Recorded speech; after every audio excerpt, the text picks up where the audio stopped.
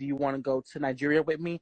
I'll pay for everything. She flew me out to her city or whatever, and then we went on her private jet, and it was full of girls. Like, and then when we got there, she checked us into a hotel. She put like certain groups of girls in one hotel and put us in other hotels. So then she took us to select girls out, and she left me in the hotel room alone like almost the entire day. But I didn't really care because it was like whatever. And I was waiting in the hotel all day, just like, oh my God, what's gonna happen? What's gonna happen? So I was like, you know what? It was starting to hit like night now, and it was getting really dark outside. So I'm like, let me close the curtains, let me close this fucking door, whatever. A couple hours later, I hear like somebody messing with the door, and then Natalie walks in, and then a guy after a guy after a guy after a guy after a guy after a guy walks in with like 10 Nigerian from so many men. I was like, why does she bring this many men back in the hotel room? And then she went, one of the guys left, and then she followed behind, I noticed. And then all the other guys sat in the bed. They were talking to me, trying to rub on my feet, like, and then Natalie's all like, yeah, you know, African men, they love big women. And I was like,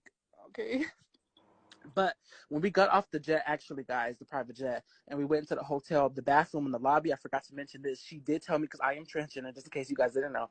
She did tell me, she said this, me and you could seriously get killed out here. Our whole group who we came with can get fucking murdered. Do not tell these people that you're transgender. Do not let them touch you down there. If they feel anything or if they find out, we're going to be fucking dead. I was like, okay. She literally told me that, and I was like, okay, Natalie, I got you. So then she went out the hotel room or whatever, but they came back. Then she's like, come here. And then she brought me with her, and she brought me to the other hotel room, and the man was sitting on the bed, and she was like groping him or whatever. And it was like so weird. And she was like, I want you to do this, I want you to do that, and he'll give you the money. And I was like, okay. And then she was whispering in my ear, and she's all like, get the money before and after. Tell him to give it to you before and after, not after. I was like, okay. And then I got the money before, and she took it out of my hands. I gave it to her to hold it, actually. And then she took it out of my hands, she put it in her purse, and she's like, I'm going to hold this for you. I was like, okay. And then I did what I did for the man, and he gave me the rest of the money after. And then Natalie was like, all like, well, how are we going to split it?